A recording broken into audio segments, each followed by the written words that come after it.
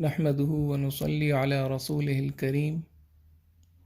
بہت خوش نصیب ہیں وہ حضرات جو اس سال حج کی سعادت حاصل کر رہے ہیں۔ یہ اللہ کا بلاوا ہے۔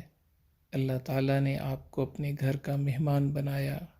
حج کی خوبصورتی یہ ہے کہ ولا جدال فی الحج، حج میں جھگڑا نہ ہو۔ آپ اپنے سفر میں ایک بات یاد رکھیں کہ آپ نے دینی مسائل میں کسی سے نہیں الجھنا اور دینی مسائل کی بنیاد پر جھگڑا نہیں ہونے دینا۔ یہ بہت اہم اصول ہے۔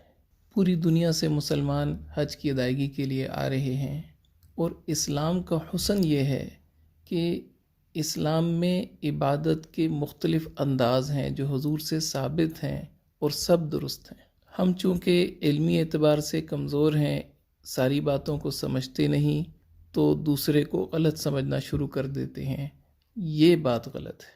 اب عصر اول بعض اوقات بعض جگہوں پہ عصر کی نماز اول وقت میں ادا کی جاتی ہے، یہ بھی درست ہے۔ بعض جگہوں میں ثانی عصر ثانی پڑھی جاتی ہے، یہ بھی درست ہے۔ غلط کیا ہے کہ اول والے ثانی کو غلط کہہ دیں اور ثانی والے اول کو غلط کہہ دیں، اس کی اجازت نہیں تھی۔ اب آپ جس عبادت کے لیے جا رہے، پوری دنیا سے مسلمان آ رہے، آپ کو مختلف انداز، مختلف چیزیں، مختلف باتیں نظر آئیں گی۔ سب سے پہلے اس کو سمجھ لیں کہ آپ نے اس میں الجھنا نہیں ہے۔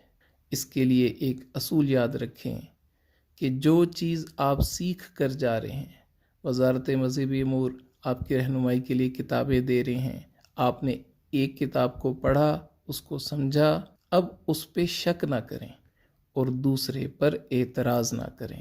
یہ اصول یاد رکھیں۔ اپنے طریقے پہ شک نہ کریں اور دوسرے پر اعتراض نہ کریں، اور محبت کے ساتھ وقت گزاریں۔ دوسرے کو بھی صحیح سمجھتے ہوئے اور اپنے عمل کو بھی صحیح سمجھتے ہوئے اللہ کے لیے عمل کو خوبصورتی کے ساتھ ادا کریں۔ یہی اسلام کا حسن ہے۔ اختلاف کی صورت، یہ اختلاف تو رحمت کے لیے ہے، آسانی کے لیے ہے۔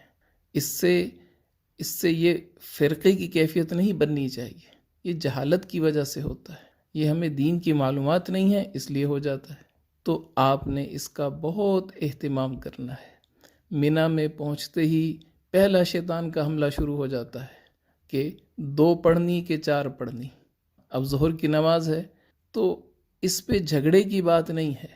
جس نے جو چیز اپنے کیفیت کے اعتبار سے، وقت کے اعتبار سے سیکھی ہے، اس کے پاس کتاب میں موجود ہے، اس پر عمل کر لے، دوسرے کو غلط نہ کہے۔ یہ پہلا موقع ہے، اس میں نہیں الجھنا، اس میں جھگڑے میں نہیں پڑنا۔ آپ عرفات کے میدان میں پہنچ گئے، اب بعض حضرات کہیں گے کہ ظہر عصر اکٹھی پڑھیں، بعض کہیں گے نہیں ظہر کے وقت میں، عصر کے وقت میں۔ اب یہ بھی جھگڑے کی چیز نہیں ہے۔